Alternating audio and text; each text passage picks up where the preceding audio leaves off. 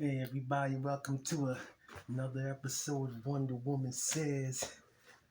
Before we get started tonight, I just gotta say, I had quite the weekend. I was at the Galaxy Con here in Richmond, Virginia. It was so much fun.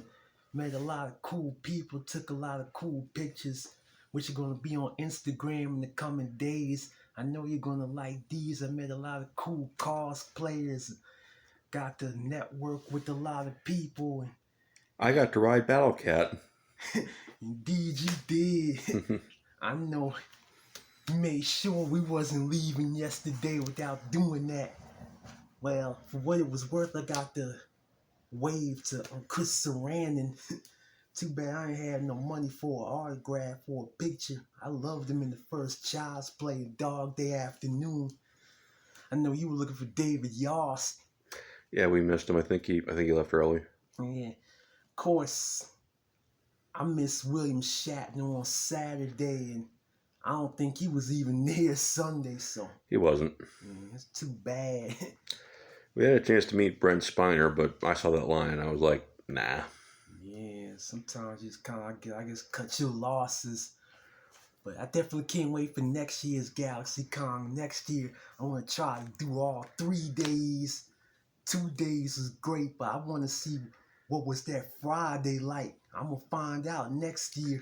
Yeah, she even got me to do a little cosplaying. Yeah. Yeah, I was a Satchel Paige. Yeah. Why don't you tell him a little bit about who he was? Well, he was one of the all-time greats of Negro League Baseball, and he was the oldest ever draft into Major League Baseball. He was 47 or 48 at the time. And that is quite the feat. Pretty historical, too. Well, of course, we're going to do what we always been doing since the first episode, and that's, of course, reviewing comic books. Matter of fact, we're about to review one now. This is the latest issue of Catwoman. Gotta say, I love that cover for very obvious reasons. Yep, she looks like Grace Jones. Yeah, she does. Of course, it's Onyx. Well, start out this story. Don Tomaso's in his office. I must admit, this is probably becoming quite the norm. I didn't get to read the previous issue. This is the middle of I believe it's a 4-part story, so I think he's talking with his son and his friend Noah. We're going to find out a secret about these two boys later on in this issue. Talking about how the Catwoman pretty much got 2 of his made men killed. And of course, he's really mad at his son. But then his son finally had enough. And he starts finally talking back to his father. And of course, he storms out the door. He tries to get Noah to go with them, but I guess Noah had other plans. Here we see Catwoman with this man who helped her in the previous issue. I'm guessing that pretty much he killed the men that killed her friend. She really don't want to be with this guy because she don't really like rolling with killers, but she kind of needs him to do her a favor. Of course, Flamingo here comes to help him get rid of the bodies. I must admit, this artwork is fantastic. Like, DC is just really on their A game right now. Like, I never seen the comics look this fancy before. Some of these panels look like they could be from a real city almost. Of course, you see Onyx come in, start fighting with the guy that Catwoman is pretty much having around for assistance in this little mission right here. Of course, Catwoman pretty much stops Onyx from killing him. They decide to go talk somewhere else about what's going on. Of course, she tells Onyx that she's only really rolling with him because she needs his help. Of course, Onyx starts to believe like Catwoman is like a killer now. That really offends Selena. And then, She does roll with killers. yeah. Whereas us, we roll with the wildest killers, West Indian Island killers, unemployed jobless killers, the foulest killers who never smile at killers, some high-style, violent, chemically imbalanced killers. You seem to be quite the festive mood tonight. I've had a headache all day. It just went away. Well, fair enough. Yeah, I'd probably be real happy too. Well, Plus, it's always a good time for cannabis. yeah. Then we see Catwoman and Onyx pretty much embark on a mission. They're pretty much about to go get these mobsters that they believe had a hand in the girl getting killed. Here we see Dario. This is the boy from and the first page. You see Dario getting ready to blow up this board in school. But then Selena comes and stops him, tries to talk him out of it. And then of course Onyx gets a little rough with him. But then and then Catwoman starts to think about allowing Dario to help her out. Of course, that's exactly what happens. So they head off to the gym. They get to fighting with these guys that box for this mobster. They pretty much bring the rackets their money. They be pretty much probably throwing the fights and all that kind of stuff. Of course, Catwoman and Onyx end up breaking their hands so they can't fight for a while. To send a message to their bosses pretty much. But then also we see an appearance by none other than the Black Mask. The Black Mask and the mobsters all at this restaurant start talking about what they're gonna do about Catwoman and her associates. What's with that Swamp Thing ad? That's gruesome. Yeah, it is. Written by Ram V. Must be the more successful brother of Roosh V. Maybe. Oh, I forgot. You're a normal person. You don't know who Roosh V is. I admit, no, I don't know. I'm sure you're gonna tell me. No, you're better off not knowing. Trust me. Oh, okay. Well, of course, we see the mobsters all talk about what's gonna happen and what they plan to do. Of course, the Black Mask is pretty much kind of in a state where he's like done playing games. He pretty much just wants all this nonsense over with. He wants the Catwoman stopped and all that kind of stuff.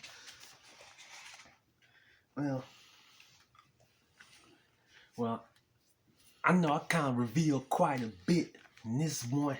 Kind of went a little further than usual.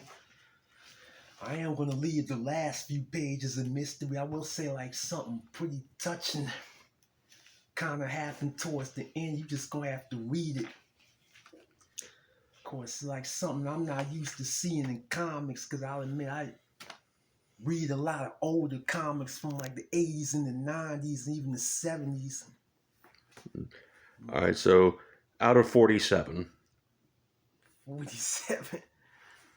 I have to keep you on your toes. Okay, out of 10, you big baby. I'd probably give it about an 8.5. I think the storyline's real good, especially for a Catwoman solo title. Of course, who can resist this cover, even though nothing even remotely like this is in this book, but hey, at least the story's good. I do like how they played the little secret that the boy had going on. I really like that a lot. I really like how DC's kind of. You probably have a clue where I'm going with that, but I like how DC's kind of not afraid to talk about that kind of stuff anymore. He's a baker? Yeah. No, I wouldn't say that. Well, some people bake. Yeah. Cookies. Just have to read to find out, but I'm glad DC is not afraid to talk about that kind of stuff anymore. I think it's a long time coming. All right, so what have you dredged up from that very large collection of boxes over there. And of course, part 3 of Live, Cree, or Die. Still ain't finished with this yet. Now, I know Marvel kinda had a tradition, DC too, but Marvel probably did even more. They had a tradition where they used to take one story and just spread it around several different titles in 1 month. Of course, in retrospect, like I said before, it makes it confusing when you try to read the story later. You're used to all the story being in one title, but then you find out you gotta go get this title, then you gotta go get this title for number 2, then you gotta go get this title for number 3, and so on and so on. But I managed to track all 4 parts down. This is the 3rd part. I will admit, I'm not really much of a Quicksilver fan at all. I really only bought this book just because it's attached to Live, Cree, or Die, so there might be some details I'm in the dark about simply because I don't care for Quicksilver like that, but I just had to have all this story though. So that's why I got this issue of Quicksilver right here. Of course, being that this is from 1998, we open with this recap of sorts that all Marvel Comics came with. Keep saying I wish they bring stuff like this back. It's so helpful. Mm-hmm. I guess we see the recap of Quicksilver. Wait a minute. The last fold out that you showed last week, that one had an Oreo ad on it too. Yep. Oh, yeah. Yeah. Goofy. Well, well, it was all published in the same month, so it would only make sense they all, I think all 4 of them had this on the back too. Well, I guess we see this in the opening, like a little recap of Quicksilver and the Scarlet Witch, I guess trying to save the island or whatever from destruction. Then we see the Kree on this ship, they watching on, and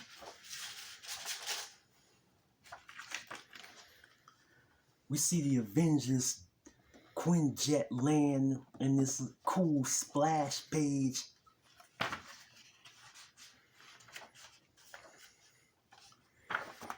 Once Quicksilver comes out, and Quicksilver and the Scarlet Witch start talking about what happened in the last 2 parts of the story where Warbird got captured and taken out into space by the Kree soldiers. And of course, we see Hawkeye along for this mission too.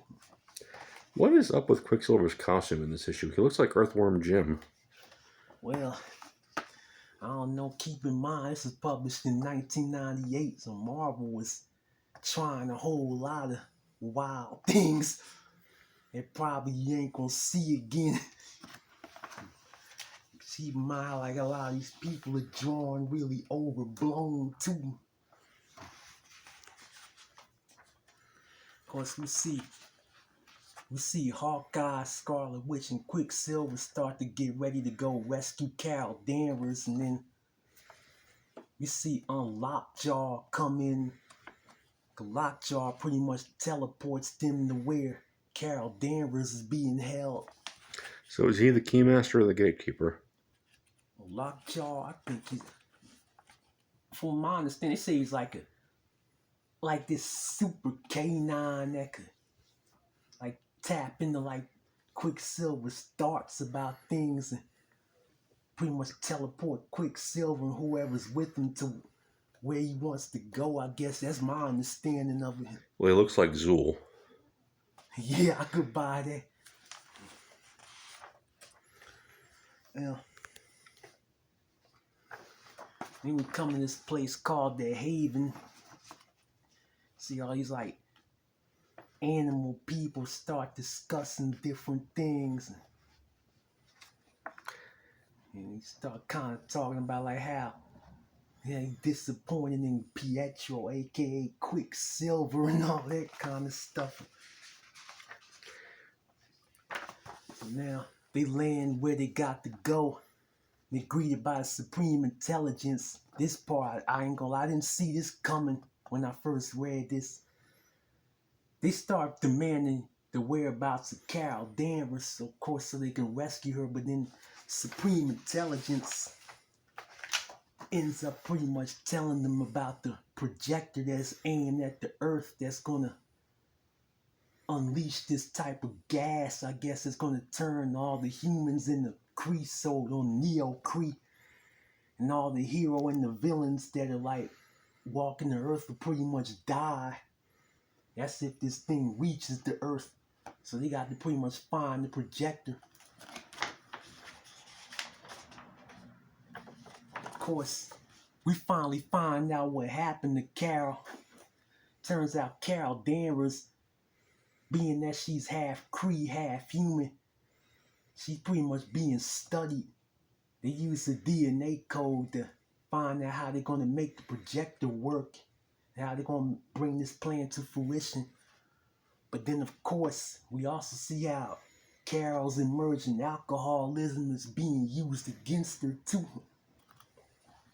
So then, pretty much Quicksilver and his team start to rush to her aid, start to try to figure out a way to get to the projector, too. Of course, Quicksilver didn't want Carol getting involved because she's still inebriated, but we see how that really enraged her because she feel like she was being underestimated. She feel like she has a part in this, so of course Carol finds some alcohol, and of course she drinks it, gets even more drunk. So then she feel like she's up for the task of helping them pretty much diffuse this whole situation, but we're going to see how this plays out real soon. Serious Legend of Drunken Master vibes. Yeah. Of course, the battle rages on between Quicksilver, the Scarlet Witch, Hawkeye, and the Kree soldiers. But then, as the battle continues on, they try to find out how they're going to get to the projector so they could stop that. So they could stop that thing from hitting the earth. But then, lo and behold, Warbird's about to come, and she's not in the best of state either. You see how the words are on this panel. So at this point, Quicksilver's like drunk as all hell right here. You mean Warbird? Yeah, well, not Quicksilver, yeah, Warbird. Yeah, Warbird's drunk as all hell, and she's pretty much feeling like she's up for whatever she gotta do, but then right out the gate, she make a mistake and hit Lockjaw. She blasts him and wounds him real bad. Poor dog. But then Warbird makes an even bigger mistake, and even though she manages to she destroys the projector, but then she blasts a hole into the thing that was keeping the air in. So now they're like all in danger of being sucked out into space. And of course, Quicksilver saves her from flying out the thing. Even though deep down inside, he kind of wanted to let her go because feel like she pretty much endangered all their lives unnecessarily. She hurt his dog, so. Yeah.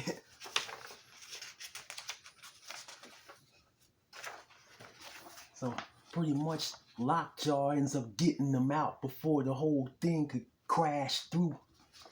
So then they're back at the Avengers mansion. They end up getting Lockjaw attended to, and his injuries are not as severe as they thought. But of course, Quicksilver is real angry with Warbird. Pretty much Warbird's pretty much on the way out of the Avengers now. But then it looks like the Kree soldiers still ain't finished yet. They still got a plan to destroy the Earth. And as we see, this is to be continued, but the next chapter is the final one. So I think this is really good issue. I have to say, I don't think Quicksilver contributed all that much at all. Well, I mean, I would say, honestly, I would say this is just more of an Avengers title that just happened to be put in the Quicksilver book. That's what I would say. So, like, out of all the different series that they spread this across, this is basically the one with the head in it from the action figures. Yeah, They always put the head in the one that they know no one's going to buy otherwise. because the way I look at it, like live, free or die, I think they should have just went ahead and put all of that in 4 separate Avengers issues. It would have made more sense instead of how they did it. Okay, so out of 5. Well, obviously, I will say of the 4 issues, I think this is the weakest one, but even this turned out to be pretty good. I have to give this a 4. I don't think it's as strong as the other 3, but I think it did a good enough job of carrying the story along. Of course, we see how Warbird seems like she getting worse and worse each issue. And that's kind of a sad situation to see develop. Of course, the villains really feel like a genuine threat too. See how they were trying to experiment on humans, and then they're trying to turn the whole earth into pretty much their people. Yeah, because I think like Live, Free or Die is a classic story, probably one of the best of the 90s, certainly the best Marvel story of the 90s. Yeah. Alrighty, so what we got coming up in the next week? Well, next week, of course, we're gonna for the blast from the past, pretty much review the final issue of Live, Free or Die, and I guess we're gonna figure out what new comic we're gonna review for the next episode. So definitely stay tuned. Also, I will say, if you enjoy what you're watching, please hit like and subscribe. It really helps me, helps my fiance, really keeps us happy. It'll make you happy too, because it'll help you find our videos easier, and you won't have to hit Wonder Woman says in the search bar and all that kind of stuff. Be sure to click on the bell icon so you receive notifications. Yeah. And be sure to follow her on Instagram to see all the cool pictures that we took at the con. Yeah. And also another thing, we're going to be doing another 5K this week, and that's going to be really fun. Really trying to stay active, especially since I'm wearing this. Alrighty, and